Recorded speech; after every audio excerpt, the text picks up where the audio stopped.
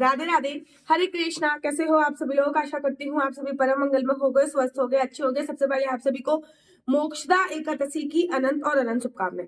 इस वीडियो में मैं आप लोगों को ये नहीं बताऊंगी कि मोक्षदा एकादशी कब है। सभी को पता है कि मोक्षदा एकादशी का जो व्रत रखा जा रहा है वो 11 दिसंबर को रखा जा रहा है। बड़ी धूमधाम से मोक्षदा एकादशी 11 दिसंबर को बनाई जा रही है। आज की वीडियो में मैं आप लोगों को बताऊंगी कि मोक्षदा एकादशी की पूजा विधि क्या है, मोक्षदा एकादशी पे कोई एक विशेष उपाय आपको क्या करना है, मोक्षदा एकादशी पे भगवान का प्रिय भोग क्या होने वाला है और मोक्षदा एकादशी के व्रत का पारण क्या होने वाला है। मोक्षदा एकादशी जैसे कि पता ही है आपको, जीते जी मनुष्य को मोक्ष दिलाने वाली एकादशी। इस एकादशी पे अगर किसी के प्राण पखेरु उड़ते हैं ना, तो उनको मृत्यु के उपरांत पुनरपि जन्म पुनरपि मन्नम की प्रतिक्रिया नहीं होती, सीधा मोक्ष की प्राप्ति होती है। सीधा हम वृंदावन में भी कड़ाके की सर्दी हो चुकी है, आपके वहां पे सर्दी हो रही है या नहीं हो रही, ये बताइए। अगर आपके पितृ कहीं भी घूम रहे हैं, किसी भी लोक में घूम रहे हैं, किसी भी हाल में घूम रहे हैं, या फिर आपको पितृ दोष है, एक मोक्षदा एकादशी होती है जो व्रत रख के आप अपने पितरों को समर्पित कर दें तो उनको भी मोक्ष की प्राप्ति होती है। न केवल मोक्षदा एकादशी आपको भौतिक सुख देती है, आप एक तो पितृदोष से मुक्ति दिलाती है, आपके पुनरपि जन्म पुनरपि मन्नम मतलब आपको मोक्ष की प्राप्ति कराती है, आपको गीता जयंती भी से मिल जाती है। भगवान श्री कृष्ण जी ने इसी दिन अर्जुन को गीता का उपदेश दिया था, तो इस दिन गीता पढ़ना, गीता बांटना, इसका विशेष महत्व होता है। 11 दिसंबर को बड़ी धूमधाम से मोक्षदा एकादशी बनाई जा रही है और मैं हमेशा कहती हूँ कि एकादशी का जो व्रत होता है वो त्रिदिवसीय व्रत की श्रेणी में आता है, अर्थात 3 दिन का व्रत होता है। प्रथम दिन आपको दसवीं तिथि पे एकादशी के व्रत के नियम के पालन करने पड़ते हैं, जैसे कि आज आपको किसी भी प्रकार से चावल का उपयोग नहीं करना, मसूर की दाल का उपयोग नहीं करना, बैगन का उपयोग नहीं करना, मूली का उपयोग नहीं करना, गाजर का उपयोग नहीं करना, लहसुन प्याज का उपयोग नहीं करना, मांस मदिरा का उपयोग नहीं करना, शाम को सूर्यास्त के बाद भोजन इत्यादि भी नहीं करना। आज के दिन आपको इस बातों का विशेष ध्यान देना होता है कि आज के दिन किसी भी प्रकार से संभोग क्रिया नहीं करनी चाहिए, संपूर्णतः ब्रह्मचर्य का पालन करना चाहिए, पृथ्वी शयन करना चाहिए।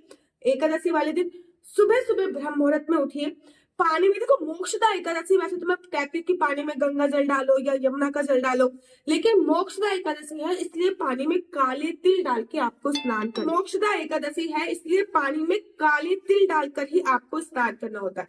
पानी में काले तिल डालिए, उसके बाद स्नान कीजिए, ताकि आपके ये जीवन मरण का जो चक्कर है ना, इससे आपको विश्राम मिल जाए। पानी में काले तिल डालिए, उसके बाद स्नान कीजिए। उसके तत्पश्चात आपको क्या करना है, उसके बाद आपको अपने बाल गोपाल लड्डू गोपाल को पंचामृत से स्नान कराना है। अगर जुगल जोड़ी सरकार है तो उनको सादे जल से स्नान कराइए और उसके बाद मंदिर प्रांगण में जितने भी देवी देवता है सबको स्नान अवश्य कराइए। ये नहीं कि पानी में पूरा नहला दिया, हल्के से पानी के छींटे लगाइए, ये बोलते हुए स्नानम करोमि स्नानम करोमि स्नानम करोमि। पूरे घर में गंगा जल का छिड़काव कर सकते हैं। घर के मुख्य द्वार पे एकादशी वाले दिन स्वास्तिक बनाना बहुत शुभ होता है। मैं हमेशा कहती हूँ ये नहीं कि पूरे साल भर में केवल एक ही दिन घर के मुख्य द्वार पर स्वास्तिक बनेगा, हर 15 दिन में घर के मुख्य द्वार पर स्वास्तिक बनना चाहिए। मैं हमेशा अपने घर के मुख्य द्वार पर जो स्वास्तिक बनाती हूँ वो एकादशी वाले दिन बनाती हूँ या फिर पूर्णमासी वाले दिन बनाती हूँ। ये 2 दिन मतलब महीने में ये 3 दिन जो होते हैं, इस टाइम तो मैं घर के मुख्य द्वार पर स्वास्तिक अवश्य बनाती हूँ। जो मेरा स्वास्तिक बना हुआ है उसी के ऊपर मैं स्वास्तिक बना देती हूँ। उसके बाद फिर पूजा के लिए संकल्प लेना है। आपको संकल्प में श्री विष्णु श्री विष्णु श्री विष्णु, वैसे तो चावल से संकल्प लिया जाता है, लेकिन एकादशी पे चावल का उपयोग नहीं करते, इसलिए आप सुपारी, काले तिल, मोक्षदा एकादशी है इसलिए काले तिल का विशेष महत्व है। काले तिल के साथ आप श्री विष्णु श्री विष्णु श्री विष्णु, मेरा नाम आशु चौहान है, मेरा गोत्र केमलक्ष है, मेरा निवास स्थान वृंदावन है।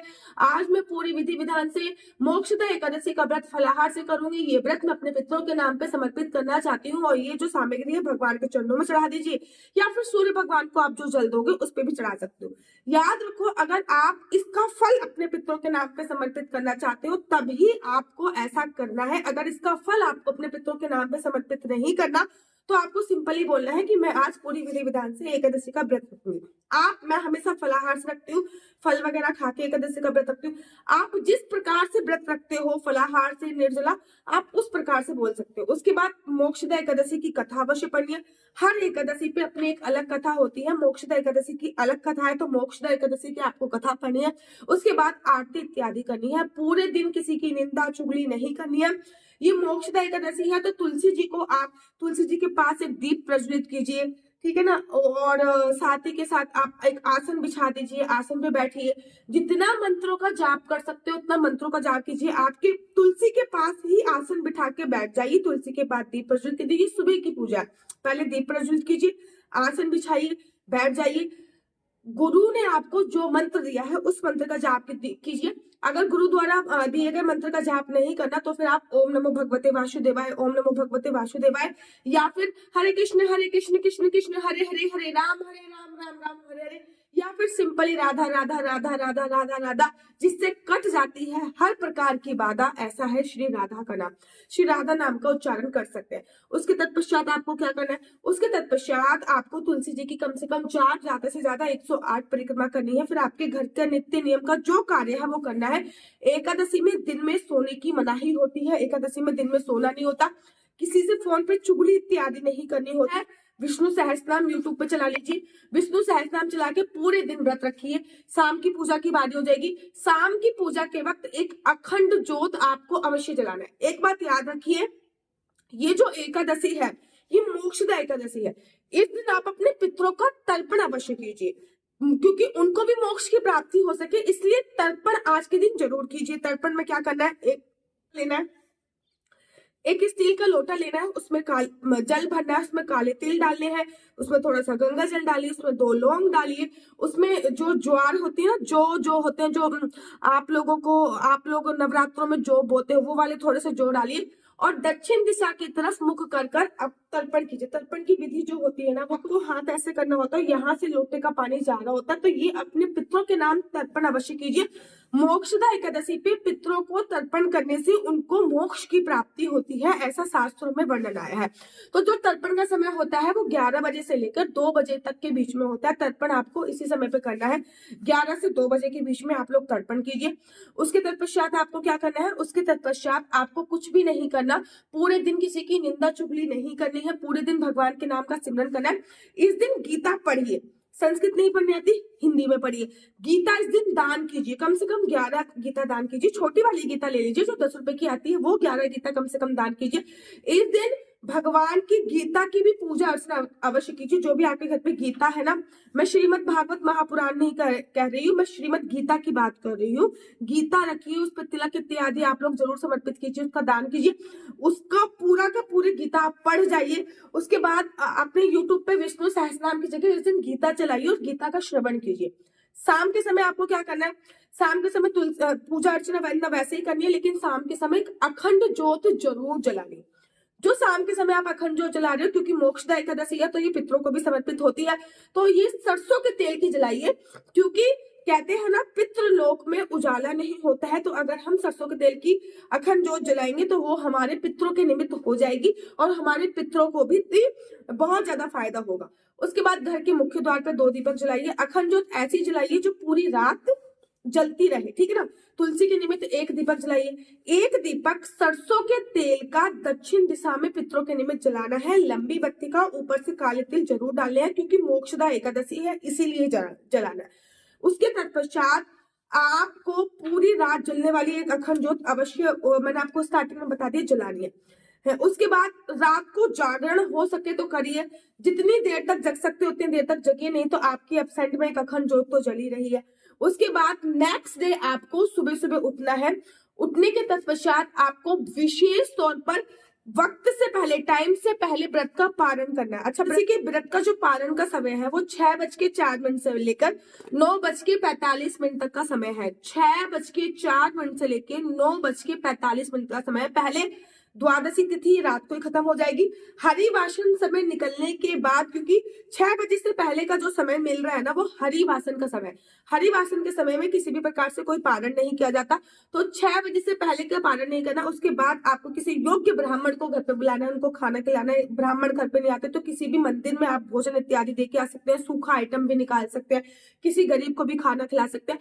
उसके बाद 6:04 से लेकर 9:45 तक व्रत का पारण आपको एनी हाउ करना है। एक बात याद रखिए, व्रत पारण इस कंपलसरी। व्रत का फल आपको तभी मिलेगा जब आप सही समय पे व्रत का पारण करेंगे। तो 6:04 से लेकर 9:45 तक आपको एनी हाउ व्रत का पालन करना है। एक बात याद रखिए, ये जो मोक्षदा एकादशी है ये पितरों के नाम समर्पित है। इसमें शमशान घाट में लकड़ी दान करने की बहुत बड़ी महिमा है। तो शमशान घाट में घी और लकड़ी जरूर दान कीजिए, या तो एकादशी वाले दिन दान कर दीजिए, नहीं तो आप द्वादशी वाले दिन भी घी और लकड़ी आप शमशान घाट पर दान कर सकते हैं। इस दिन भगवान को लगने वाला जो भोग है वो है बेल पत्र का भोग। वो जो बेलुआ नहीं होता, बेल जिस गर्मी में जिसका हम जूस पीते हैं, उस बेल का भोग भगवान को लगाने से आपको बकरी की योनि से मुक्ति मिल जाती है। तो वो बेल का जो बेल पत्र जो हम भगवान पे चढ़ाते हैं, उस बेल का जो फल होता है, आपके यहाँ पे उस बेल के फल को क्या बोलते हैं मुझे नहीं पता, हमारे यहाँ पे तो उसका जूस भी पीते हैं। तो गर्मी सर्दी है तो जूस तो पियेंगे नहीं, और वो फलाहार में आता है। आप भगवान को भोग लगा के उसका सेवन कर सकते हैं। अगर आपका निर्जला व्रत नहीं है, अगर निर्जला है तो आप उसका सेवन नहीं करेंगे। तो याद रखिए हमेशा कि मोक्षदा एकादशी पे बेल का भोग लगाने से आपको बकरी की योनि नहीं मिलती। तो बेल का भोग लगाइए, आज ही जाके लेके आ जाइए और जरूर खाइए। आशा करती हूँ कि ये संपूर्ण जानकारी आपको बहुत अच्छी लगी होगी। मेरा नंबर है 4/9/20-25-65। दोबारा से रिपीट करती हूँ, 4/9/20-25-65। आपका बच्चा जॉब करेगा या बिजनेस करेगा, बिजनेस करेगा किस फील्ड में बिजनेस करेगा, जॉब करेगा किस फील्ड में जॉब करेगा, आपका लकी नंबर, लकी कलर, आपकी शादी का योग कब बन रहा है, संतान प्राप्ति का योग कब बन रहा है, संतान प्राप्ति के मेडिकल ट्रीटमेंट से संभव होगी या नॉर्मली संतान प्राप्ति हो सकती है, सभी जानकारी आप मेरे से कुंडली के माध्यम से जान सकते हैं। याद रखिए कुंडली दिखाना बिल्कुल भी फ्री नहीं है, कुंडली दिखाने के थोड़े से चार्जेस हैं। और इस नंबर पे मुझसे किसी भी प्रकार से कोई क्वेश्चन आंसर पूछने के लिए फोन मत कीजिए। ये नंबर केवल और केवल कुंडली दिखाने के लिए है। किसी आपको केवल अपनी डेट ऑफ बर्थ भेजनी है, और डेट ऑफ बर्थ के माध्यम से आप पूरी कुंडली मुझसे जान सकते हैं। मैं कंप्लीटली कुंडली फोन पे बताती हूँ। 8 से 10 पन्ने की कुंडली होती है, जिसमें मैं आपका पास्ट फ्यूचर प्रेजेंट सारी की सारी व्याख्या मैं दे देती हूँ। आशा करती हूँ आपको मेरी वीडियो अच्छी लगती होगी। अगर आपको मेरी वीडियो अच्छी लगती है तो आप अपना यूट्यूब चैनल हरि बोल को लाइक शेयर सब्सक्राइब करना बिल्कुल भी मत भूलिए। तब तक के लिए मुझे दीजिए इजाजत। राधे राधे, हरे कृष्णा, हरि बोल।